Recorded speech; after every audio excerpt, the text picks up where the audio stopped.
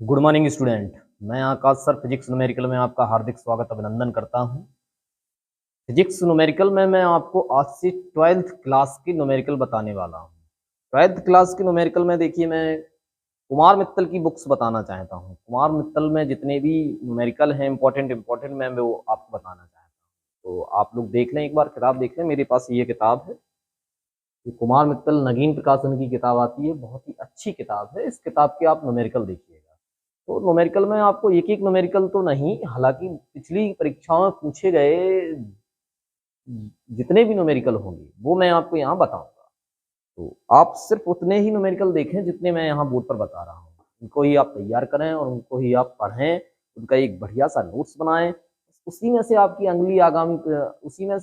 आगामी परीक्षाओं में जितने भी बोर्ड के न्यूमेरिकल मैं बताऊंगा उसी में से कोई ना कोई आ जाएगा।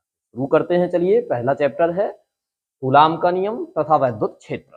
तो इसमें आप पहुंचे और देखें उसमें न्यूमेरिकल नंबर इसमें एक बहुत ही बेहतरीन न्यूमेरिकल दिया हुआ है। जो न्यूमेरिकल का जो नंबर है वो बच्चे देखिए अपनी किताबों में, देखिए न्यूमेरिकल नंबर 10। आप नंबर से परेशान मत होइएगा, नंबर थोड़ा इधर उधर भी हो सकता है। तो न्यूमेरिकल नंबर 10 में क्या कह रहे हैं कि यूरेनियम 92,238। तो आपको याद रखना है यूरेनियम 92,238, ये उसने प्रश्न में बोला है। यूरेनियम 92,238 परमाणु एल्फा कण उत्सर्जित करता है। तो ये जो परमाणु है ये एल्फा कण उत्सर्जित करता है, आपको याद रखना है, एक एल्फा कण ये उत्सर्जित करता है। ठीक है, तो आप याद रखेंगे। आपने जब, या आपको पता होगा, नहीं पता होगा तो यहाँ देख लें बच्चे, जब रेडियो एक्टिव तत्वों में से एल्फा कण उत्सर्जन होता है तो परमाणु भार में 4 की कमी हो जाएगा। 4 की कमी हो जाएगी तो कितना बच जाएगा? 238 है, 238 में से 4 माइनस हो जाएगा, बचेगा 234। तो आपने लिखा 234। ठीक है बच्चे, अब एक एल्फा कण उत्सर्जन से हार में तो 4 की कमी होती है, तो बच्चे क्रमांक में 2 की कमी होती है। इस तरह से ये 90 हो जाएगा। आपने दिमाग लगाया 90, आपने दिमाग लगाया कि 90 टू 103, आपने दिमाग लगाया कि 234 और 90, ये कौन सा तत्व हो सकता है? तो थोरियम होता है। ये क्या होता है? थोरियम। इस तरह से नया तत्व हमारे पास में थोरियम आया, जिसका परमाणु भार 234 और परमाणु क्रमांक 90 है। आगे सवाल को थोड़ा देखिएगा। विघटित किसी क्षण एल्फा कण विघटित परमाणु के केंद्र से। अब ये विघटित परमाणु है, तो विघटित परमाणु के केंद्र से एल्फा कण, मान लिया ये विघटित परमाणु थोरियम का है, याद रखिएगा ये परमाणु है, तो समझना है आपको। तो ये एल्फा विघटित परमाणु के केंद्र से ये केंद्र है उसका, और यहां से ये जो एल्फा कण है हमारा, ये एल्फा कण है। राइट है बच्चे, याद रखना है कि केंद्र से कह रहे हैं कि 9 इंटू 10⁻⁻15 मीटर की दूरी पर है। इसके और इसके बीच की दूरी 9 इंटू 10⁻⁻15 मीटर। ठीक है ना। अब आगे थोड़ा सवाल को देखेंगे तो एल्फा कण पर कितना बल कार्यरत होगा।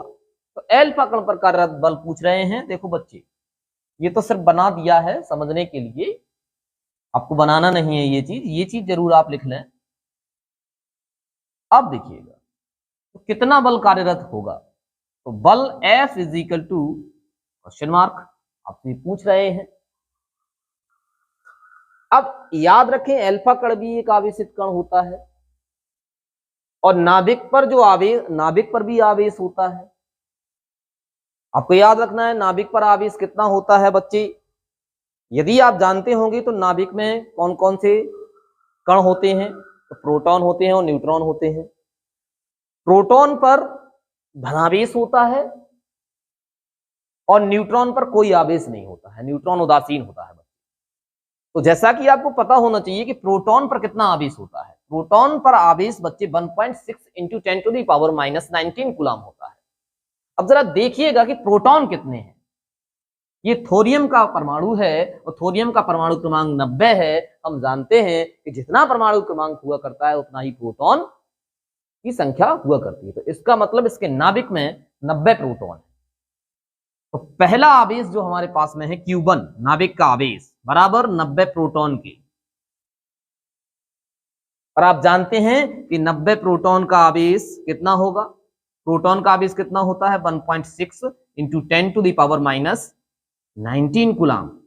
इस तरह से नाभिक पर आवेश कितना हुआ, ये देखिए 90 प्रोटॉन के बराबर नाभिक पर आवेश हुआ। पहला आवेश हो गया। दूसरा आवेश आपका अल्फा कण है, तो अल्फा कण पर आवेश कितना होता है, तो दूसरा आवेश है तो Q2 लिख लो भाई। आपको बताया था मैंने कि अल्फा कण पर कितना आवेश होता है 3.2, या जिन लोगों को पता भी है तो वो देख पाएंगे यहां से 3.2 इंटू 10⁻⁻19 कूलाम। तो इस तरह से Q1 पता लग गया, Q2 पता लग गया, और दोनों के बीच की दूरी आपको पता है small r is equal to दे रखा है उसमें 9 इंटू 10⁻⁻15 मीटर। और उसने पूछ लिया है आपसे बताइए अल्फा कण पर कितना विद्युत बल कार्य करेगा, तो F is equal to question mark. देखो बच्चे कूलाम के नियम से आपको ये सॉल्व करना पड़ेगा। कूलाम के नियम का फार्मूला जहां तक आप सबको याद होगा, फार्मूले याद नहीं है तो याद कर लें, चैप्टर को ढंग से पढ़ लें, जहां भी आप पढ़ते हैं तो सारे फार्मूले तैयार कर लें। कूलाम के नियम का फार्मूला आपको देखिए, F is equal to 1/4 pi epsilon not Q1 Q2 upon R square, ये कूलाम के नियम का फार्मूला होता है। क्या कूलाम का नियम होता है ये आप चैप्टर जब पढ़ते हैं तो आपको अच्छे से बताया जाता है। अब इसमें हमें क्या करना है कि मान को फिक्स करना है।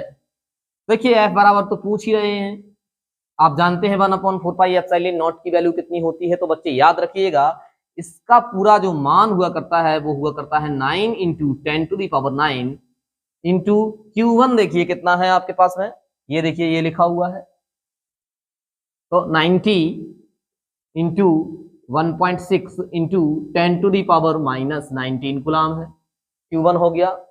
इसी प्रकार Q2 देखिएगा 3.2 इंटू 10⁻⁻19 कूलाम, ठीक है, आपने ये भी रख लिया। अपॉन R स्क्वायर है तो R स्क्वायर की जगह देखिएगा R का मान कितना रखेंगे आप, R का मान रखेंगे 9 इंटू 10⁻⁻15। तो बच्चे देखिएगा 9 इंटू 10⁻⁻15, क्योंकि स्क्वायर है तो डबल बार लिख ले, स्क्वायर है तो इसको स्क्वायर करोगे तो 2 बार लिख लो इसको भाई, 9 इंटू 10⁻⁻15। अब आप इसको सॉल्व कर दीजिएगा, देख लो भाई कैसे सॉल्व होगा। F इज इक्वल टू, ये 9 से 9 कैंसिल हो जाएगा, यहां देखिए 9 से 90 कैंसिल हो जाएगा, ठीक है। अब आप इसको कैलकुलेट कर दो, ध्यान दें यहां इसका इसमें गुणा यदि आप कर देंगे तो यहां 16 हो जाएगा, राइट है। यहां देखिएगा ये माइनस, ये भी माइनस, तो 10 की घात -38 हो जाएगा, और ये देखिए यहां से 38 में से 10 की घात 9 चला जाएगा, तो आपके पास में बच जाएगा 10 की घात -29, तो आपने लिखा। और ये देखो 3.2 इंटू 10 की घात -29 अपॉन, अब देखो बच्चे यहां नीचे देखो भाई, नीचे क्या है 10 की घात -15, 10 की घात -15 तो हो गया 10 की घात -30। अब ये ऊपर चला जाएगा, बहुत गौर से देखिएगा, F is equal to 16 into 3.2, right है।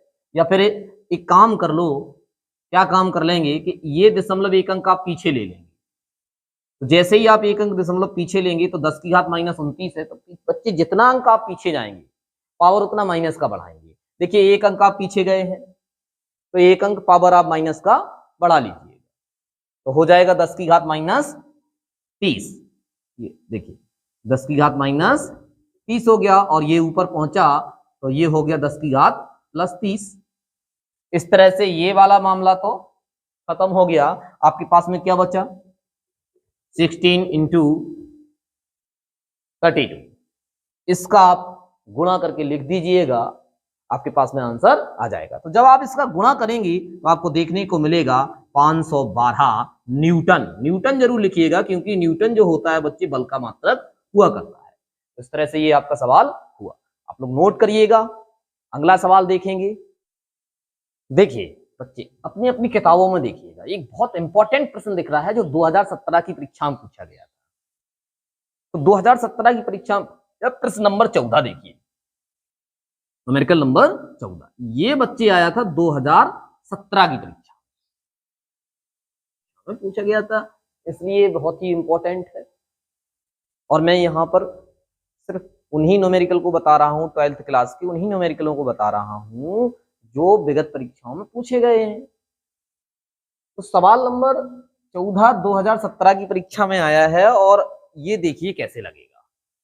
आपको सिर्फ वही क्वेश्चनों को पढ़कर जाना है, वही न्यूमेरिकलों को पढ़कर जाना है जो न्यूमेरिकल पिछली परीक्षाओं में पूछे गए हैं। बस उन्हीं में से कोई ना कोई प्रश्न आपको मिलेगा, कोई ना कोई सवाल आपको मिलेगा। तो सवाल नंबर 14 कुछ इसी प्रकार का सवाल है जो 2017 की परीक्षा में पूछा गया था। तो देखिए क्या कह रहे हैं सवाल नंबर 14, दो धन आवेश जो कि परस्पर 0.1 मीटर की दूरी पर हैं, तो इनके बीच की दूरी small r is equal to 0.1 metre आपने लिख लिया। तो दोनों ही बच्चे धनावेश हैं, याद रखिएगा। तो मान लिया पहला धनावेश Q1 है और दूसरा धनावेश Q2 है, इनके बीच की दूरी दे रखी है, राइट है। आगे थोड़ा सवाल को यदि आप देखेंगे, एक दूसरे को 18 न्यूटन के बल से प्रतिकर्षित करेंगे। तो उसने कहा है कि 18 न्यूटन के बल से प्रतिकर्षित, तो बल F is equal to 18 newton आपको लिख लेना है तुरंत। ये आपने न्यूटन लिखा देखा तो आपको पता लग गया कि न्यूटन जो मात्रक हुआ करता है वो बल का हुआ करता है। तो 18 न्यूटन लिख लिया आपने। प्रतिकर्षित करते हैं तो प्रतिकर्षित तो करेंगे ही क्योंकि दोनों ही सजातीय आवेश हैं, धनावेश हैं। अब देखिए थोड़ा आगे यदि आप सवाल को पढ़ पा रहे होंगे, यदि दोनों आवेशों का योग 9 माइक्रो कूलाम, तो दोनों आवेशों का योग उसने कहा है अर्थात Q1 plus Q2 is equal to 9 micro coulomb. बच्चे याद रखेंगे माइक्रोन है तो इसको कूलाम में चेंज करेंगे। कोई भी भौतिक राशि हो, कोई भी हो, उसे कैसे बदलेंगे? तो आपको याद रखना है कि मिली हो तो 10 की घात -3 का गुणा कर देना है, माइक्रोन हो तो 10 की घात -6 का गुणा कर देना है, नैनो हो तो 10 की घात -9 का गुणा कर देना है, पिको हो तो 10 की घात -12 का गुणा कर देना है। इस तरह से ये चेंज होते हैं। सवालों में आप देखते जाएंगे। यहां मैं माइक्रोन को कूलाम में करके दिखा रहा हूं, देखिएगा Q1 plus Q2 is equal to micron है तो अभी अभी बताया है 10 की घात -6 का गुणा कर दीजिएगा माइक्रोन से, ये कूलाम में बदल जाएगा। तो ये कूलाम आपने कर लिया, ठीक है बच्चे। इसको आप ऐसा करिए, समीकरण 1 बना लीजिएगा। अब देखिएगा सवाल में उसने कहा क्या है। सवाल में उसने पूछा है तो उनके अलग अलग मान ज्ञात करिए। तो Q1 की वैल्यू कितनी होगी और Q2 की वैल्यू कितनी होगी, ये दोनों आपसे पूछा गया है। बच्चे देखिएगा बल का मान दिया है तो दो आवेशों के मध्य लगने वाला जो वैद्युत बल होता है वो होता है 1/4πε0 Q1 Q2 upon R square, right है। तो इस तरह से अब आप इसमें मान रख दीजिएगा।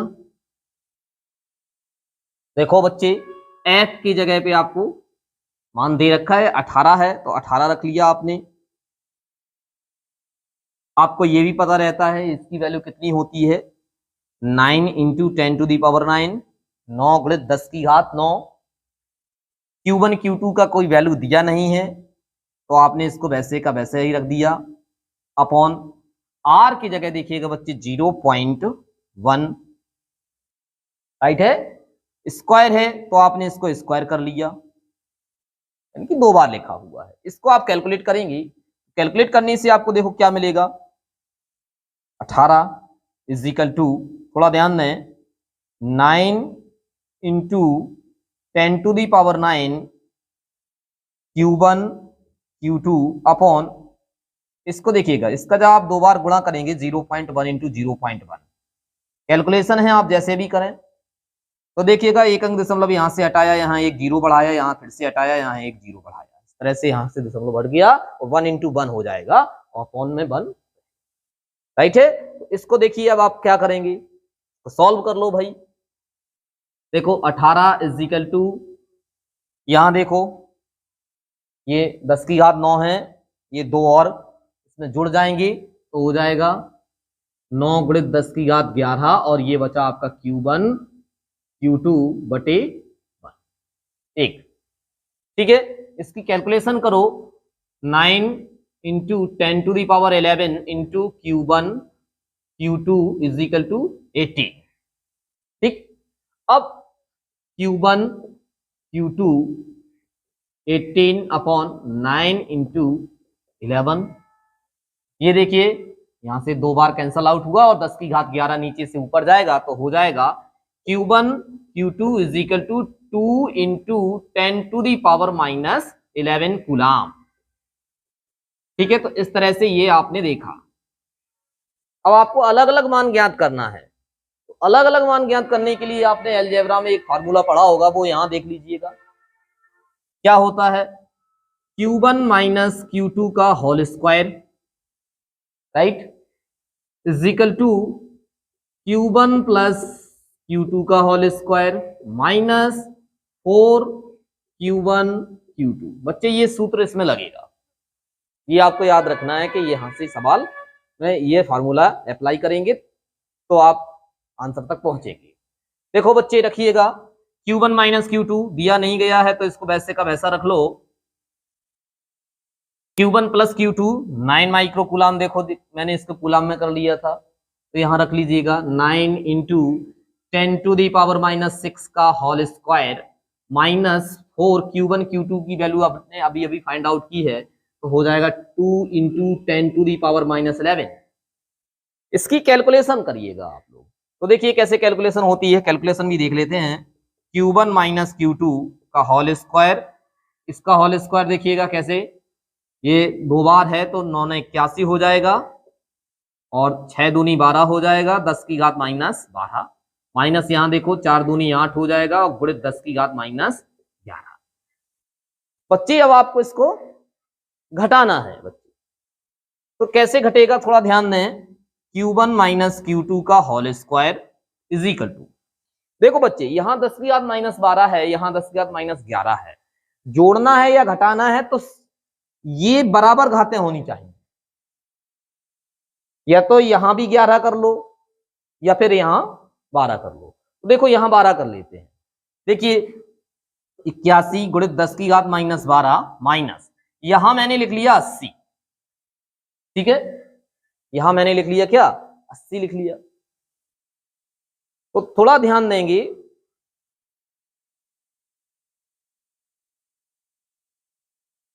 यहां मैंने 80 लिख लिया, राइट, इंटू 10⁻⁻12। अगर आप इसको सॉल्व कर देंगे तो हो जाएगा ये 8 इंटू 10⁻⁻11। इतने को देखिएगा, देखिए बच्चे मैंने कुछ नहीं किया है, बस एक जीरो यहां बढ़ाया तो यहां एक घात बढ़ा। अगर आप यहां से एक देखिए इसको सॉल्व करोगे तो एक जीरो यहां कम हो जाएगा, 10 की घात माइनस 11 बच जाएगा और ये 8 बच जाएगा, वहीं पहुंच जाएगा। ऐसा मैंने इसलिए किया क्योंकि समान घातों के ही जोड़े या घटाए जाते हैं, ये आपने फिजिक्स में पढ़ा होगा पिछली क्लास में, राइट है। अब देखिए Q1 माइनस Q2 का whole square is equal to, देखिए ये 81 है ये 80 है, तो यहां आपका कितना बचेगा, 1 बचेगा। या फिर थोड़ा और समझना है तो ऐसा करो, 81 कर लो, यहां 80 कर लो, दोनों में से बाहर कर लो, 10 की घात माइनस 12 ये बाहर कर लो। इसमें देखिएगा Q1 माइनस Q2 का whole square is equal to, यहां देखिए क्या बचा, यहां 1 बचा, यहां इंटू 10⁻⁻12 बचा।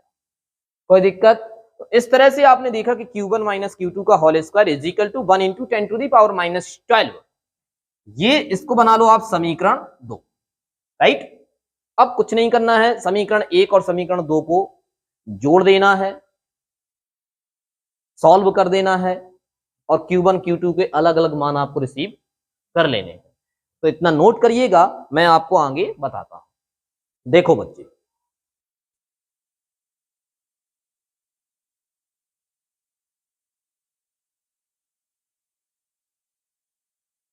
देखिए equation 1 plus second, one equation ये लिखी हुई है, इसको दोबारा से नोट कर लो। Q1 plus Q2 is equal to 9 into 10⁻⁻⁶। ये रही आपकी इक्वेशन 1। ये रही आपकी equation 2। Q1 minus Q2 is equal to 1 into 10⁻⁻12। ठीक है, बहुत ध्यान से देखिएगा। इसको बना लिया आपने समीकरण 2 बना लिया। बच्चे थोड़ा यहां थोड़ा और देख लो इसको। देखिए Q1 माइनस Q2, यहां से स्क्वायर हटाएंगे, यहां रूट लगेगा तो यहां 1 का तो स्क्वायर रूट 1 ही हो जाएगा, और यहां देखिएगा हो जाएगा 10 की घात माइनस 6 वर्गमूल लोगे आप, तो समीकरण ये 2 बनाएंगे आप।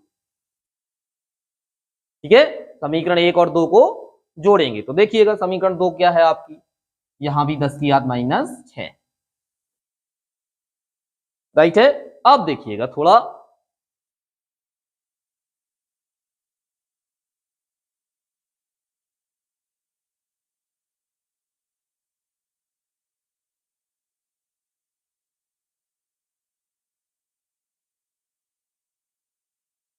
देखो बच्चे, ये प्लस का है, ये माइनस का है, ये कैंसिल हो जाएगा।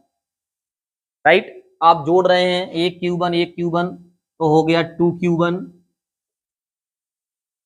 यहां देखिएगा आप जोड़ रहे हैं तो देखिएगा क्या होगा, 9 इंटू 10⁻⁻6 प्लस 1 इंटू 10⁻⁻6। इस तरह से 2Q1, यहां से देखिएगा 9 प्लस 1, यहां से 10 की घात माइनस 6 बाहर कर दो तो हो जाएगा 2Q1, यहाँ हो जाएगा 10, यहाँ हो जाएगा 10⁻⁻6। और ये देखिएगा ये कैंसिल हुआ तो यहाँ 5 हो जाएगा, तो Q1 बराबर 5 इंटू 10⁻�6 कूलाम।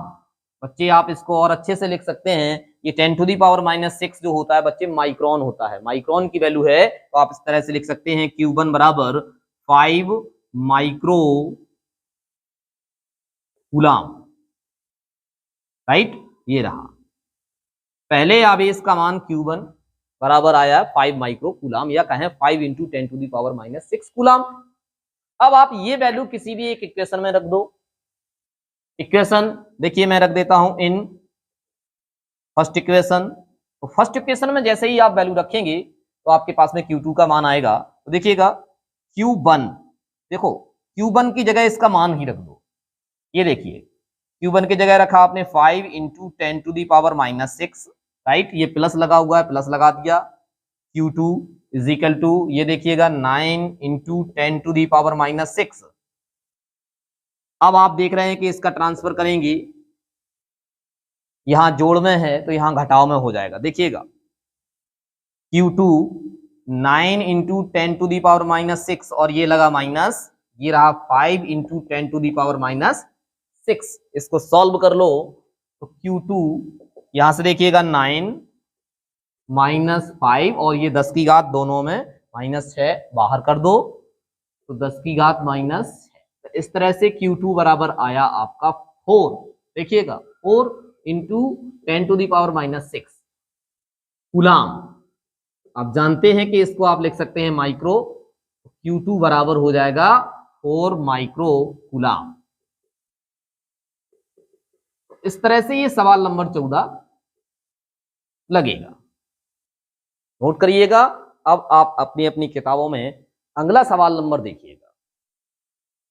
देखो मैं आपको बता दूं कि जब भी आप कोई भी परीक्षा की तैयारी कर रहे हो तो पिछली परीक्षाओं में पूछे गए प्रश्नों का रिवीजन आपको बहुत ज्यादा करना है। यदि आप प्रैक्टिस सेट सॉल्व नहीं करेंगे तो आप कुछ नहीं कर पाएंगे आगामी परीक्षा में। इसलिए आप बैक की परीक्षाओं में पूछे गए प्रश्नों को जरूर देखें और उन्हीं पर ज्यादा फोकस किया करें, क्योंकि जो नई परीक्षाएं होती हैं, जो आगामी परीक्षाएं होती हैं, या तो उन्हीं में से कोई प्रश्न होता है या फिर उन्हीं के जैसा होता है। इसी तरह का ये प्रश्न है प्रश्न नंबर 26, और प्रश्न नंबर 26 को देखिए क्या कह रहे हैं। कह रहे हैं कि दो बिंदु आवेश क्रमशः 5 गुणित 10 की घात -19 कूलाम और 10 गुणित 10 की घात -19 कूलाम, दोनों ही धनावेश हैं, याद रखिएगा। देखिएगा, तो पहला आवेश Q1 बराबर 5 गुणित 10 की घात -19 कूलाम, और दूसरा आवेश भी देखो धनावेश है, तो Q2 10 गुणित 10 की घात -19 कूलाम, राइट। आगे थोड़ा सवाल को देखिएगा, आगे सवाल को थोड़ा आप पढ़ेंगे तो उसमें लिखा हुआ है 1 मीटर की दूरी पर स्थित है, तो दोनों आवेशों के बीच की दूरी देखो क्या है, small r is equal to 1 metre है, राइट। दोनों 1 मीटर की दूरी पर रखे हैं। अब उसने पूछ दिया है, क्या पूछ रखा है, दोनों आवेशों को जोड़ने वाली रेखा के किस बिंदु पर वैद्युत क्षेत्र की तीव्रता शून्य होगी। वैद्युत क्षेत्र की तीव्रता को ई से दिखाया जाता है और ये शून्य होगी, ये पूछ रहे हैं वो। बहुत गौर से देखिएगा, थोड़ा डायग्राम देख लेते हैं। पहला आवेश ये रखा हुआ है Q1, दूसरा आवेश ये रखा हुआ है Q2, दोनों आवेशों के बीच की दूरी देखिए बच्चे 1 मीटर है, राइट। उसने कहा है कि दोनों आवेशों को मिलाने वाली रेखा के किस बिंदु पर वैद्युत क्षेत्र की तीव्रता शून्य होगी। तो ये देखिएगा, यहां कहीं हमने मान लिया कि यहां वैद्युत क्षेत्र की तीव्रता शून्य होगी, तो पहले आवेश मान लिया ये दूरी x है, राइट, पूरा 1 मीटर है और यहां पॉइंट, तो ये x है, राइट। तो अब ये कितना बच गया, तो 1 माइनस एक्स, ये जो दूरी बच गई है यहां से 1 माइनस एक्स, ये तो पहले आवेश के कारण हमें देखना है और दूसरे आवेश के कारण भी हमें देखना है। ऐसा करते हैं कि ये r बराबर है तो इसको r1 मान लो और इसको r2 मान लो, राइट है। चलिए शुरू करते हैं। आप जानते हैं कि बिंदु आवेश के कारण वैद्युत क्षेत्र की तीव्रता, पहला Q1 आवेश के कारण देख लो, तो E1 इज इक्वल टू 1/4πε0। यहां देखिए ये जो वैल्यू दे रखी है यहां से देख लो, ये R1 की वैल्यू मान लो और ये मान लो R2 की वैल्यू, ठीक। शुरू करते हैं भाई, तो 1/4πε0 Q1 अपॉन R1, ये वैद्युत क्षेत्र की तीव्रता का व्यंजक होता है, इसमें मान रखो।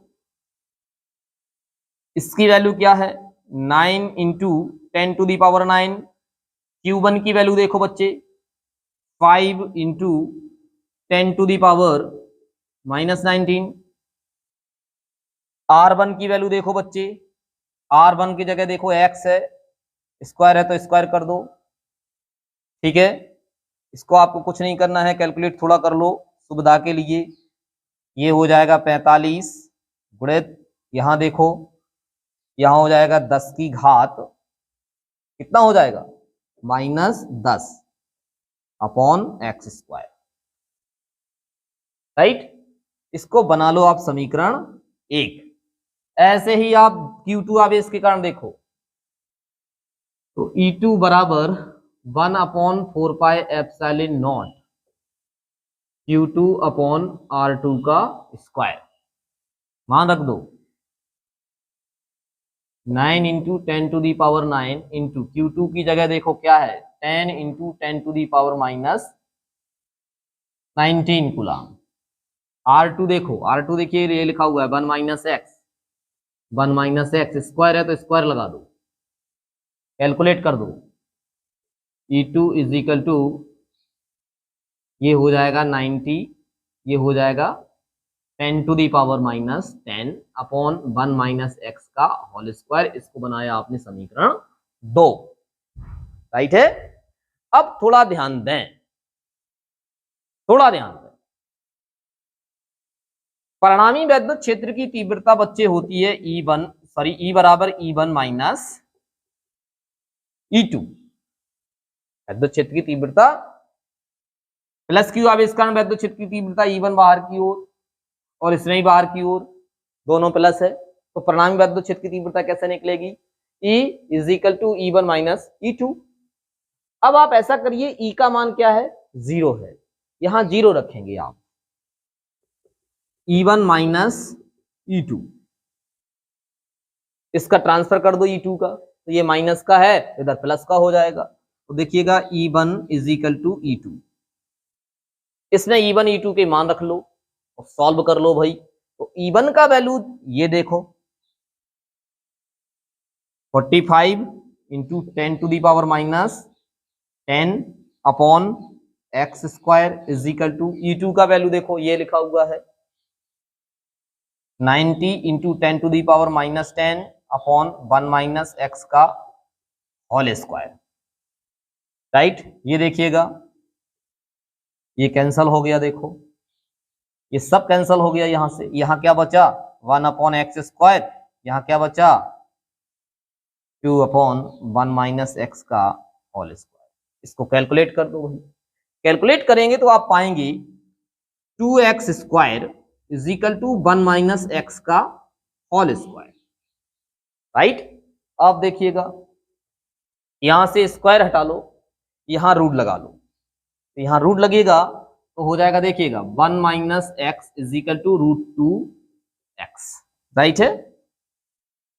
अब 1 minus x is equal to इसका मान रखो 1.414 एक्स, आपको एक्स की वैल्यू चाहिए, आपको एक्स की वैल्यू चाहिए, तो देखिए इस एक्स को उठा के आपने इधर ट्रांसफर कर दिया, तो 1 इज इक्वल टू 1.414 एक्स, और ये हो गया माइनस से प्लस, इस तरह से 1 इज इक्वल टू 1.414 एक्स में एक्स और जोड़ दो तो हो जाएगा 2.414 एक्स, तो x is equal to 1 upon 2.414, ठीक है बच्चे।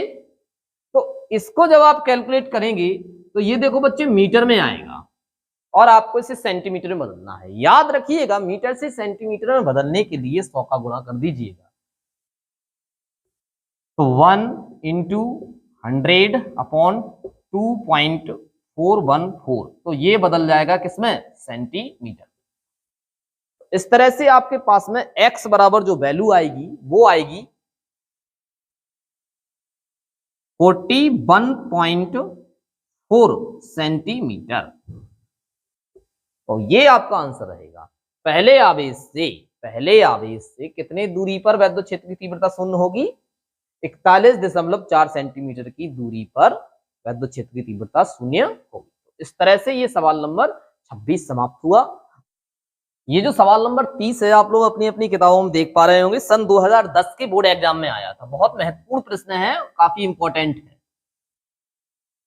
तो देख लेते हैं क्या कह रहा है। पूछा गया है आपसे कि उस वैद्युत क्षेत्र का मान क्या होगा, तो वैद्युत क्षेत्र का मान पूछ रहे हैं। वैद्युत क्षेत्र को कैसे दिखाया जाता है आप जानते हैं, ई से दिखाया जाता है, तो capital E electric field, E is equal to question mark, ठीक है ना। अब थोड़ा आगे पढ़िएगा, जिसमें एक इलेक्ट्रॉन पर उसके भार के बराबर वैद्युत बल कार्य करता है। एक इलेक्ट्रॉन है और इलेक्ट्रॉन के भार के बराबर, देखो बच्चे भार को W से दिखाया जाता है वेट, और बल को F से दिखाया जाता है फोर्स, बराबर कार्य करता है, तो बराबर का आपने लगा दिया, ठीक है बच्चे। याद रखना है इलेक्ट्रॉन है और इलेक्ट्रॉन का जो चार्ज होता है, इलेक्ट्रॉन का जो आवेश होगा वो होगा 1.6 into 10 to the power minus 19 coulomb, right है बच्चे। अब देखिएगा हम जानते हैं भार बराबर होता है mg, और हम जानते हैं F ये वैद्युत बल है, याद रखना है वैद्युत बल F बराबर EQ, राइट। आपसे पूछा गया है E का मान, तो आपने इसको ट्रांसफर किया mg, ठीक है, अपॉन Q, ये आपने फार्मूला बनाया। अब आप दिमाग लगाइएगा, Q की वैल्यू तो आपको पता लग गई है, m इलेक्ट्रॉन का द्रव्यमान है। बच्चे जिन लोगों को पता नहीं है वो यहां देख लें, इलेक्ट्रॉन का द्रव्यमान होता है 9.1 into 10 to the power minus 31 kg। नहीं ताला ये चाबी आप उसी में लगा देना, हमारे पास चाबी है। चाबी कहाँ से ले आए थे? दिया वहीं क्यों है? हम लगा दें अपने, हमारे पास है, ठीक है।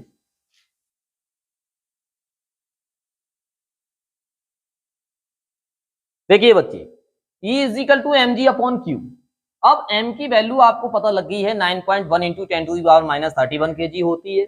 ये आपको याद है तो बहुत अच्छा है, और नहीं तो ये आपको पीछे पेपर के मिल जाएगा, पीछे या आगे मिल जाएगा, राइट है, कोई दिक्कत वाली बात नहीं है। अब आप जानते हैं स्मॉल जी गुरुत्वीय त्वरण, स्मॉल जी गुरुत्वीय त्वरण होता है बच्चे, कक्षा 11 में या 9th में आपने पढ़ा होगा गुरुत्वीय त्वरण की वैल्यू कितनी होती है, तो 9.8 मीटर प्रति सेकंड स्क्वायर, हाँ या ना? बस ये मान आप इसमें रख दीजिएगा, आपके पास में विद्युत क्षेत्र की तीव्रता का मान आ जाएगा।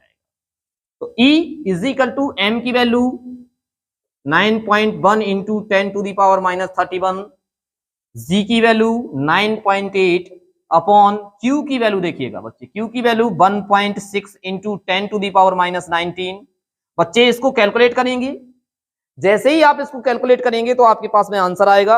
आंसर क्या आएगा देखिएगा, 5.51 into 10 to the power minus 11, 5.51 into 10 to the power minus 11, ये आंसर आएगा। इसको आप कैलकुलेट करेंगे, ठीक है बच्चे। अब विद्युत क्षेत्र की तीव्रता का मात्रक जरूर लिखना है, कोई भी आप आंसर निकालें तो उसका मात्रक जरूर लिख दिया करो। तो विद्युत क्षेत्र की तीव्रता का मात्रक होता है बच्चे न्यूटन प्रति कूलाम। इस तरह से क्वेश्चन नंबर 30 आपका समाप्त हुआ। अगला क्वेश्चन नंबर देखेंगे क्या है, नंबर 32 देखो। सवाल नंबर 32 क्या कह रहा है, और सवाल नंबर 32 ये भी बच्चे 2012 की परीक्षा में पूछा गया है, 2012 की परीक्षा में पूछा जा चुका है ये। तो देखो बच्चे कैसे इसको करना है, उसमें कह दिया है कि 5 into 10 to the power minus 8 coulomb.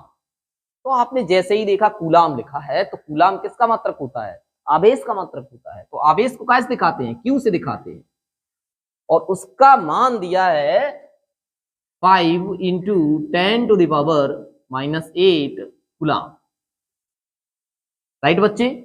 आगे थोड़ा देखिएगा, बिंदु आवेश से कितनी दूरी पर पूछ रहे हैं, दूरी आर पूछ रहे हैं आप, तो आर बराबर आपने क्वेश्चन मार्क लगा लिया। कितनी दूरी पर विद्युत क्षेत्र की तीव्रता, E बराबर 450 न्यूटन प्रति कूलाम होगी, 450 न्यूटन प्रति कूलाम होगी। तो बच्चे याद रखिएगा, बिंदु आवेश के कारण विद्युत क्षेत्र की तीव्रता का व्यंजक होता है E is equal to 1/4πε0 Q/r²। ठीक है, इसमें आप वैल्यू फिक्स करिए।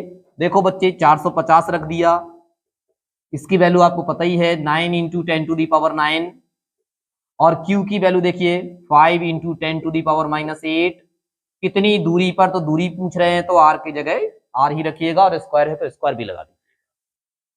ठीक है बच्चे, इसको सॉल्व करिएगा। 450, ये देखो 9 पना 45, 10 की घात 9 में से 10 की घात माइनस 8 चला गया, तो बच गया यहां भी 450 हो गया, ये R स्क्वायर हो गया, राइट है। तो आप इसको कैलकुलेट करेंगे, 450 R square is equal to 450। ये देखिए 450 से 450 कैंसिल हो गया, और R इज इक्वल टू √1, इसका मतलब है R is equal to 1 metre. तो ये आपका 1 मीटर आंसर आया। इस 35 देखिए, आप लोग अपनी अपनी किताबों में देख पा रहे होंगे सवाल नंबर 35 क्या कह रहा है। सवाल नंबर 35 सन 2000 जो बोर्ड एग्जाम हुआ था उसमें आया था, इंपॉर्टेंट प्रश्न है। तो 35 नंबर क्या कह रहा है, कह रहे हैं कि 3 माइक्रो कूलाम के किसी बिंदु आवेश से, तो 3 माइक्रो कूलाम, ध्यान दें बच्चे, Q1 बराबर 3 माइक्रो कूलाम। मैंने बोला था माइक्रोन नहीं चलेगा, तो माइक्रोन से कूलाम में बदलिएगा, तो ये आपने लिख लिया कूलाम, राइट है। 3 माइक्रो कूलाम के बिंदु आवेश से 2 मीटर की दूरी पर बच्चे, R बराबर 2 मीटर, 2 मीटर की दूरी पर कह रहे हैं कि -2 माइक्रो कूलाम का बिंदु आवेश रखा है। तो ये तो देखो प्लस है, 2 मीटर की दूरी पर माइनस दूसरा आवेश जो माइनस में है, 2 माइक्रोकूलाम का है, याद रखेंगे 2 माइक्रोकूलाम। तो 2 माइक्रोकूलाम, इसको आप कूलाम में बदल लीजिए, जैसे इसको बदला है ऐसे इसको बदलो, राइट है, रखा है। अब पूछ क्या रहे हैं आगे, थोड़ा ध्यान दें। इन दोनों आवेशों से 1 मीटर की दूरी पर स्थित बिंदु पर वैद्युत क्षेत्र की तीव्रता का मान और दिशा ज्ञात करिएगा। दोनों आवेशों से 1 मीटर की दूरी पर, तो देखो थोड़ा इसका डायग्राम देखिएगा, ये प्लस आवेश है और ये माइनस आवेश है, ये Q1 है और ये Q2 है। दोनों के बीच का जो दूरी है वो बच्चे R बराबर 2 मीटर है, और इसमें कह दिया है कि दोनों आवेशों से, सॉरी, इसमें कहा गया है कि इन दोनों आवेशों से 1 मीटर की दूरी पर, 1 मीटर इसका मतलब मध्य बिंदु हो गया ये यहां पर उसने आपसे पूछ दिया है 1 मीटर की दूरी पर वैद्युत क्षेत्र की तीव्रता का मान। तो वैद्युत क्षेत्र की तीव्रता का मान 1 मीटर की दूरी पर आपको निकालना है और दिशा निकालना। तो देखो बच्चे, R1 बराबर 1 मीटर, यहां भी देखो R2 बराबर 1 मीटर, राइट। वैद्युत क्षेत्र की तीव्रता का मान ज्ञात करिएगा। कैसे वैद्युत क्षेत्र की तीव्रता का मान आप ज्ञात करेंगे, थोड़ा ध्यान देना है आपको। देखो बच्चे, प्लस क्यू आवेश के कारण वैद्युत क्षेत्र की तीव्रता, प्लस क्यू आवेश के कारण वैद्युत क्षेत्र की तीव्रता E1 बाहर की ओर, तो याद रखिएगा, तो ये इधर को हो जाएगा ऐसे, और माइनस क्यू आवेश के कारण E2 अंदर की ओर, ये देखिएगा दोनों एक ही दिशा में हो गए, राइट है। तो हम पहले प्लस क्यू आवेश के कारण E1 निकाल लेंगे, फिर माइनस क्यू के कारण E2 निकाल लेंगे, याद रखिएगा। तो देखो कैसे निकालेंगे, तो Q1 आवेश के कारण देखो E1 is equal to 1/4 pi epsilon not Q1 upon R1 का स्क्वायर। ओके, इसमें वैल्यू फिक्स कर दो। E1 इज इक्वल टू, इसका मान रखो 9 इंटू 10 टू दी पावर 9, और Q1 का मान रखो बच्चे, देखो ये लिखा हुआ है Q1 का मान 3 into 10 to the power -6 upon R1 का स्क्वायर। तो R1 का स्क्वायर का मतलब 1 का स्क्वायर, ठीक है बच्चे। यहां देखिएगा, ये इसको कैलकुलेट करेंगे तो E1 is equal to 27 into 10 to the power हो जाएगा 3, ठीक है। ये 1 तो नीचे 1 है तो कोई दिक्कत ही नहीं है, ये आपका आया, राइट, न्यूटन प्रति कूलाम। ऐसे ही आप E2 निकालो, तो देखो E2 जो है वो Q2 आवेश के कारण निकलेगा। सूत्र आपको पता है, E2 is equal to 1/4 pi epsilon not Q2 upon R2 का होल स्क्वायर, ठीक है। इसका मान रख लो। Q2 देखो कितना है आपका, Q2 है देखो 2 माइक्रोकूलाम है, 2 गुणित 10 की घात -6 1, देखो R2 1 है, तो E2 इज इक्वल टू यहां हो जाएगा 18 into 10 to the power 3 newton प्रति कूलाम, राइट। अब थोड़ा देखो बच्चे, परिणामी वैद्युत क्षेत्र की तीव्रता पूछ रहे हैं, तो परिणामी वैद्युत क्षेत्र की तीव्रता यानी कि 1 मीटर की दूरी पर कितनी होगी, और इसमें कितना कहां दिशा होगी। देखो एक ही दिशा में है, 2 माइक्रोकूलाम की तरफ इसकी दिशा दिखा रहे हैं, और दोनों एक ही दिशा में, तो इसलिए ये जुड़ेंगे, याद रखिएगा। तो परिणामी वैद्युत क्षेत्र की तीव्रता E बराबर हो जाएगा E1 प्लस E2। अगर विपरीत दिशा में होता तो घटा देते, परंतु एक ही दिशा में है तो इसलिए ऐड होगा। और देख पा रहे हैं कि ये माइनस क्यू आवेश की तरफ है, तो माइनस क्यू का मतलब है 2 माइक्रोकूलाम की आवेश की तरफ इसकी दिशा होगी, राइट। देखो मान रख दो भाई, E1 का मान आपने अभी अभी निकाला, ये देखो लिखा हुआ है 27 into 10 to the power 3, 27 into 10 to the power 3 plus E2 का मान 18 इंटू 10 टू दी पावर 3, इसमें से 10 टू दी पावर 3 बाहर कर लो, बाहर करोगे फिर इनको जोड़ दोगे आप, ठीक है। इस तरह से ये हो जाएगा आपका 45 into 10 to the power 3 newton प्रति कूलम। आप चाहें तो इतना बना रहने दो, और नहीं तो थोड़ा और सॉल्व कर लो, एक अंक दशमलव लगा लो। आपने एक अंक दशमलव लगाया तो एक घात प्लस का बढ़ जाएगा, तो हो जाएगा 10 की घात 4 न्यूटन प्रति कूलम। इस तरह से ये सवाल भी होगा। ठीक है, अब देखते हैं अगला सवाल। आप लोग भी अपनी अपनी किताबों में देखिए अगला सवाल कौन सा है। तो दिशा तो आपको इसकी पता ही लग गई है कि दिशा किधर होगी, -2 माइक्रो कूलम की ओर होगी। ये देखिएगा, -2 माइक्रो कूलम की ओर। देखो बच्चे, अगला सवाल सवाल नंबर 40 है। तो सवाल नंबर 40 देखिए बच्चे, बहुत इंपॉर्टेंट प्रश्न है, नए टाइप का सवाल है, 2008 की परीक्षा में पूछा गया था। तो देखो 2008 में ये आया था। तो क्या कह रहे हैं सवाल नंबर 40 में, कह रहे हैं एक इलेक्ट्रॉन एवं एक प्रोटॉन के बीच की दूरी। देखो बच्चे, इलेक्ट्रॉन जो होता है वो ऋणावेशित होता है, प्रोटॉन जो होता है वो धनावेशित होता है। देखो दोनों बराबर आवेश होते हैं परंतु विपरीत प्रकार के होते हैं, और इनके बीच की दूरी देखो, ये वैद्युत द्विध्रुव आघूर्ण बन गया ना, और वैद्युत द्विध्रुव बन गया ये। तो वैद्युत द्विध्रुव में दोनों आवेशों के बीच की दूरी इसमें दे रखी है, और आप जानते हैं कि दोनों आवेशों के बीच की दूरी 12 हुआ करती है, और इसमें दे रखा है 0.53 एंगस्ट्रॉम। ये देखिएगा, इस तरह से आपने देखा कि 12 बराबर कितना है आपके पास में, 0.53 एंगस्ट्रॉम। बच्चे एंगस्ट्रॉम से आपको मीटर बनाना है, तो ध्यान दें कि एंगस्ट्रॉम से मीटर कैसे बनता है। तो 0.53 एंगस्ट्रॉम से मीटर बनाने के लिए 10 की घात -10 का गुणा कर दिया जाता है, तो ये एंगस्ट्रॉम से मीटर बन जाता है। इस तरह से एक इलेक्ट्रॉन है, एक प्रोटॉन है, और इलेक्ट्रॉन का आवेश 1.6 इंटू 10⁻⁻19 कूलम, ये ऋणात्मक होता है, ये धनात्मक होता है बच्चे, लेकिन आवेश दोनों में सेम होता है, केवल एक धनात्मक होता है और एक ऋणात्मक होता है। इस तरह से आपने दोनों आवेशों का मान लिख लिया और दोनों आवेशों के बीच की दूरी लिख ली। इस निकाय का वैद्युत द्विध्रुव आघूर्ण ज्ञात कीजिएगा। वैद्युत द्विध्रुव आघूर्ण को कैसे प्रदर्शित करते हैं, आपको याद रखना है, पी से प्रदर्शित करते हैं। तो पी पूछ रहे हैं, तो पी बराबर फार्मूला क्या होता है, तो पी बराबर होता है क्यू मॉड इंटू 12। राइट है बच्चे। अब आप इसमें मॉड का मतलब होता है कि आपको प्लस माइनस चिन्ह को छोड़ देना है, सिर्फ उसकी आंकिक वैल्यू लिखनी है। तो P is equal to q, q की वैल्यू रखिएगा 1.6 इंटू 10⁻⁻19 इंटू 12। तो 12 देखिए बच्चे ये लिखा हुआ है 0.53 इंटू 10⁻⁻10। राइट है, इसको कैलकुलेट कर दीजिएगा।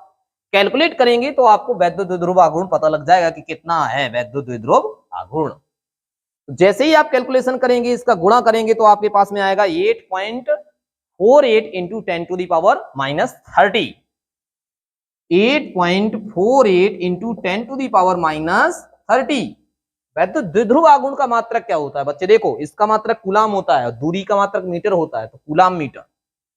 इस तरह से ये इसका आंसर रहेगा। मात्रक जरूर लिखा करें, क्योंकि बच्चे बिना मात्रक के आंसर आपका सही नहीं माना जाएगा। अगले सवाल की ओर चलते हैं। अगला सवाल क्या है, अगला सवाल है आपके पास में सवाल नंबर 42, जो सन 2000 की परीक्षा में पूछा गया था। 42 नंबर 2000 में आया था। क्या कह रहे हैं इसको थोड़ा देखिएगा, आप लोग कोशिश करिएगा और लगाइएगा सवाल को। मैं यहां लगा रहा हूं। हाइड्रोजन क्लोराइड का एक अणु वैद्युत द्विध्रुव आघूर्ण, हाइड्रोजन क्लोराइड अणु का वैद्युत द्विध्रुव आघूर्ण दिया है। तो वैद्युत द्विध्रुव आघूर्ण को कैसे प्रदर्शित करते हैं, पी से। कितना दिया है देखो सवाल में, उसमें कह दिया है कि 3.4 गुणित 10 की घात -30, 3.4 गुणित 10 की घात -30 कूलम मीटर। राइट, दो तरह से वैल्यू निकाल सकते हैं आप, एक तो उसका यूनिट देखकर, एक तो वो उसमें कहता है कि क्या चीज है। जैसे इसने कहा है कि वैद्युत द्विध्रुव आघूर्ण, तो दोनों तरफ से आप देख सकते हैं। ठीक है, हाइड्रोजन क्लोराइड है, याद रखना है। हाइड्रोजन तथा क्लोराइड आयनों के बीच विस्थापन ज्ञात कीजिए। हाइड्रोजन आयन है, क्लोराइड आयन है, उनके बीच का विस्थापन मतलब बीच का दूरी पूछ रहे हैं, 12 पूछ रहे हैं वो आप, ठीक है। आयन है तो देखो बच्चे, हाइड्रोजन आयन और क्लोराइड आयन ऐसे होता है, ये हाइड्रोजन आयन है और ये क्लोराइड आयन है। इसका मतलब है कि इसने एक इलेक्ट्रॉन डोनेट किया है, इसका मतलब इसने एक इलेक्ट्रॉन लिया है, तो इलेक्ट्रॉन है, क्या है, इलेक्ट्रॉन है। तो आपको याद रखना है ये धनावेश है, ये ऋणावेश है। तो आप Q बराबर लिख सकते हैं 1.6 इंटू 10⁻⁻19 कूलाम, ठीक है, दोनों आवेश है। फार्मूला लगाइएगा, P is equal to Q mod into 12, ये फार्मूला आपसे पूछा क्या जा रहा है, 12 पूछा जा रहा है, तो 12 को निकालना है। P का मान रख लो भाई, 3.4 गुणित 10⁻−30 बराबर Q का वैल्यू रख लो 1.6 इंटू 10⁻19 कूलाम। यहां देखो 12 तो निकालना ही है आपको, 12 निकालना ही है आपको, तो 12 बराबर हो जाएगा 3.4 गुणित 10⁻−30 बटे 1.6 गुणित 10⁻−19, तो 12 बराबर, इसको कैलकुलेट कर दो, आपके पास में 12 आ जाएगा।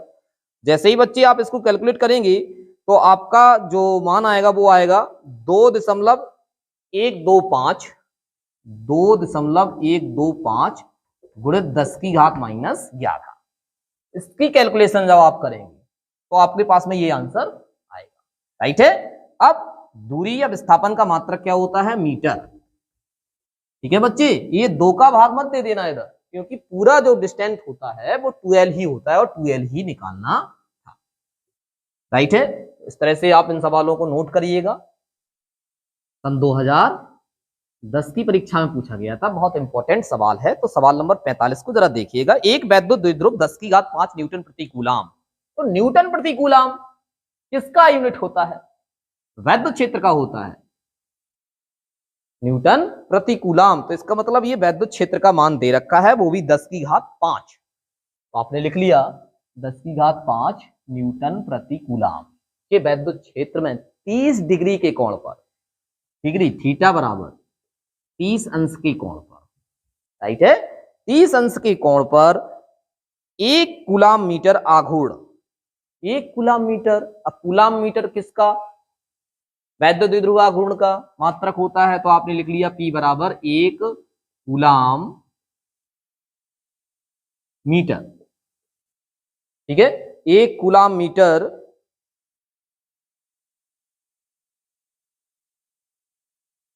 देखिए बच्चे, सॉरी,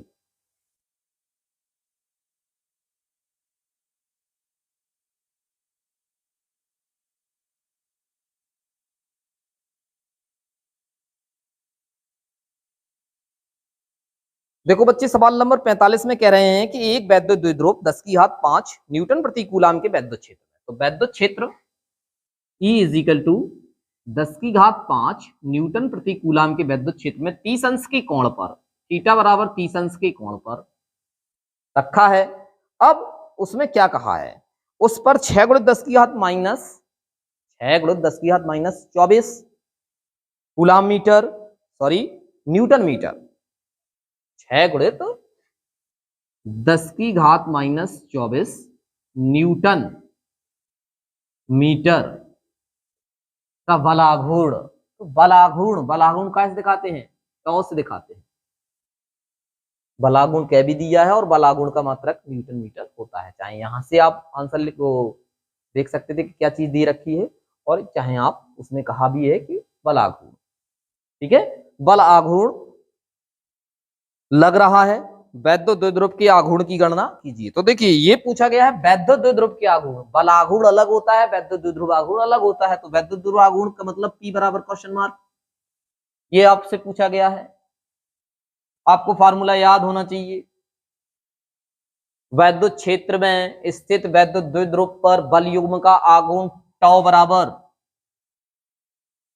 Pe sin थीटा बताया गया था। तो ये आपको इसमें फार्मूला अप्लाई करना है और आंसर को लेना है। तो कैसे क्या करें, आपसे P पूछा गया है, चलो इसमें मान रख लेते हैं। तो देखिएगा 6 इंटू 10⁻⁻24, पी की वैल्यू निकालनी है तो पी रख लो, और ई का मान दिया है इसमें 10⁵5। और देखो बच्चे साइन थीटा है, यानी कि यहाँ साइन 30 हो जाएगा, और साइन 30 की वैल्यू होती है 1/2। ठीक है, इसको सॉल्व करो भाई। 6 इंटू 10⁻⁻24, राइट है। यहां देखिएगा, यहां हो जाएगा P 1 इंटू 10⁵5, गुणा कर दो तो देखिएगा P into 1 into 10⁵5 is equal to, इसका इधर कर दो तो ये 12 हो जाएगा, गुणित 10⁻⁻24 हो जाएगा। इस तरह से P इज इक्वल टू, ये गुणा में है, इधर भाग में होगा, तो 12 गुणित 10⁻⁻24 अपॉन 10⁵5, ये 10⁵5 ऊपर जाएगा तो माइनस का हो जाएगा। इस तरह से वैद्युत द्विध्रुव आघूर्ण आपके पास में देखिएगा हो जाएगा 12 इंटू 10⁻, ये 24 है, ये 5 है, ये ऊपर जाएगा तो 24 5 29, तो 10⁻⁻29। अगर आप चाहें तो थोड़ा और आगे बढ़ा सकते हैं, एक अंक आप दशमलव लगा सकते हैं। देखिएगा जैसे ही आप एक अंक दशमलव लगाएंगे, तो एक अंक आपने दशमलव लगा लिया तो यहाँ पर प्लस का पावर बढ़ेगा, प्लस का पावर बढ़ेगा तो देखिए -29 + 1 तो कितना हो जाएगा, -28। वैद्युत द्विध्रुव आघूर्ण का मात्रा क्या होता है, कूलाम मीटर। इस तरह से ये सवाल नंबर आपका 45 हुआ, राइट है। अब अगला सवाल देख लेते हैं, जो इस चैप्टर का आखिरी सवाल है, सवाल नंबर 46। 46 क्या है, चलो भाई देख लेते हैं 46। आप लोग इसको नोट कर लें। देखो बच्चे 46 बहुत ही महत्वपूर्ण सवाल है। इसमें दो बातें आपसे पूछी गई हैं, और सवाल क्या कहा गया है कि 1 माइक्रोकूलाम प्लस 1 माइक्रोकूलाम और दूसरा है -1 माइक्रोकूलाम। दो आवेश हैं, याद रखना है, बस दोनों के दोनों आवेश विपरीत हैं। ठीक है, एक धनावेश है, एक ऋणावेश है। दो बिंदु आवेश एक दूसरे से 2 सेंटीमीटर की दूरी पर रखे हैं। ठीक है भाई, देखिएगा कुछ इस तरह का इसमें देखने को मिलेगा। एक ये है माइक्रोकूलाम और एक माइक्रोकूलाम ये रखा हुआ है, राइट है।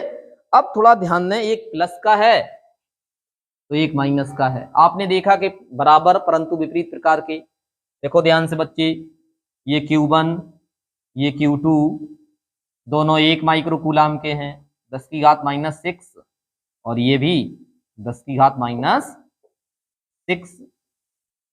बस अंतर क्या है कि ये प्लस का है तो ये माइनस का है। और आपने जब थ्योरी पढ़ी होगी, जब दो बराबर परंतु विपरीत प्रकार के आवेश सर्वप्रथम दूरी पर रख दिए जाते हैं तो ऐसे निकाय को वैद्युत द्विध्रुव, तो ये वैद्युत द्विध्रुव बन गया।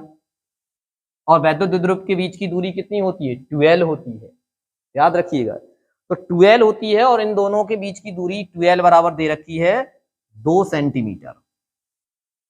2 सेंटीमीटर, बच्चे सेंटीमीटर से मीटर कर लो इसे, 2 गुणित 10⁻⁻2 का गुणा कर दिया तो सेंटीमीटर से ये क्या बन गया, मीटर। हमेशा याद रखिएगा कि सेंटीमीटर से मीटर ही करना पड़ेगा आपको। ठीक है, थोड़ा आगे चलते हैं। तो मिलकर एक वैद्युत द्विध्रुव की रचना करते हैं यदि यह वैद्युत द्विध्रुव 1 गुणित 10⁵5 वोल्ट प्रति मीटर के एक समान वैद्युत क्षेत्र में, वैद्युत क्षेत्र की बात आ गई, वैद्युत क्षेत्र E बराबर, ठीक है। अब वैद्युत क्षेत्र का मान कितना है, तो वैद्युत क्षेत्र का मान दिया है 1 गुणित 10⁵5 वोल्ट प्रति मीटर के वैद्युत क्षेत्र में, राइट है, वैद्युत क्षेत्र में स्थित है। तो ज्ञात कीजिए वैद्युत द्विध्रुव का आघूर्ण। पहला प्रश्न है वैद्युत द्विध्रुव का आघूर्ण। वैद्युत द्विध्रुव का आघूर्ण P = क्वेश्चन मार्क, वैद्युत द्विध्रुव का आघूर्ण पूछ रहे हैं, तो वैद्युत द्विध्रुव आघूर्ण का मतलब P पूछ रहे हैं आपसे, राइट है। और दूसरा प्रश्न उसने कह दिया है कि वैद्युत द्विध्रुव पर आरोपित अधिकतम बल आघूर्ण, तो ये बल आघूर्ण अलग होता है, तो बल आघूर्ण सेकंड पॉइंट, टॉ मैक्सिमम पूछ रहे हैं आपसे। क्या पूछ रहे हैं, अधिकतम बल आघूर्ण टॉ मैक्सिमम। ये बल आघूर्ण है, ये वैद्युत द्विध्रुव आघूर्ण। वैद्युत द्विध्रुव आघूर्ण को P से दिखाया जाता है और बल आघूर्ण को टॉ से दिखाया जाता है। ठीक है, तो चलो शुरू करते हैं भाई। तो ये कैसे निकलेगा, आप जानते हैं P is equal to q mod into 2L होता है, 2L भी है और Q भी है, तो ये तो बेहद आसान। तो पहला सवाल यहां से सॉल्व करेंगी, P is equal to q mod into 2L, ये तो फार्मूला है आपने लिखा, इसमें आप मान रख दीजिएगा। देखो बच्चे, जैसे ही आप मान रखेंगे तो P क्यू मॉड, मॉड का मतलब होता है कि धनात्मक वैल्यू लेनी है आपको, अंकित मान लेना है, चिन्ह नहीं लेने हैं, ठीक है। तो रख लो भाई, 1 इंटू 10⁻⁻6 इंटू 2L, 2L का मान कितना है, देखो ये लिखा हुआ है, मीटर में लेना है, 2 इंटू 10⁻⁻6, सॉल्व कर दिया आपने, 2 इंटू गुणा में घातें जुड़ जाया करती है, तो 10 की घात -6 इधर भी है और 10 की घात -6 इधर भी है, तो इस तरह से हो गया 10 की घात -12। वैद्युत द्विध्रुव आघूर्ण, यानी तो वैद्युत द्विध्रुव आघूर्ण, इसका जो मात्रक होता है कूलम मीटर, ठीक है। तो ये पहला आंसर आपका इस तरह से रहा, राइट। तो इस तरह से आपने ये पहला आंसर कर लिया इसका कि कितना वैद्युत द्विध्रुव आघूर्ण आया, तो आपने देख लिया ये, राइट है। थोड़ा यहाँ गौर फरमाएं बच्चे, ये देखो यहाँ पे -2 है और यहाँ पे -6 है, तो यहाँ पे -2 रखिए। देखो बच्चे, सुविधा के लिए हमें खेद है, ये इस तरह से 2 इंटू 10⁻⁻8 कूलम मीटर, राइट। अब सेकंड पॉइंट पे जाएंगे आप, तो टॉ मैक्सिमम आपसे पूछा गया है, तो टॉ मैक्सिमम बच्चे होता है पीई, अधिकतम बल आघूर्ण क्या होता है, टॉ मैक्सिमम बराबर पीई। तो उससे पहले पी तो दिया है, ई भी दिया है, तो देखो बच्चे सेकंड सवाल, tau maximum is equal to PE, ये आपको फार्मूला बताया गया है, बताया जाता है, ये आप जब चैप्टर पढ़ते हैं तो इसका डेरिवेशन कराया जाता है। तो अधिकतम बल आघूर्ण के लिए ये लगेगा आपका, राइट है। तो रखिएगा टॉ मैक्सिमम,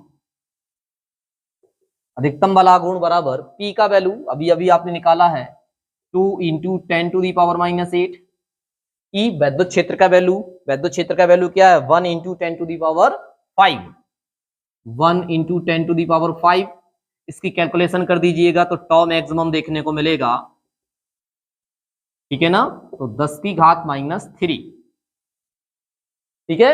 इसका मात्रक क्या होता है बल आघूर्ण का, न्यूटन मीटर, तो ये बल आघूर्ण का मात्रक होता है न्यूटन मीटर। इस तरह से बच्चे इस चैप्टर का आखिरी सवाल रहा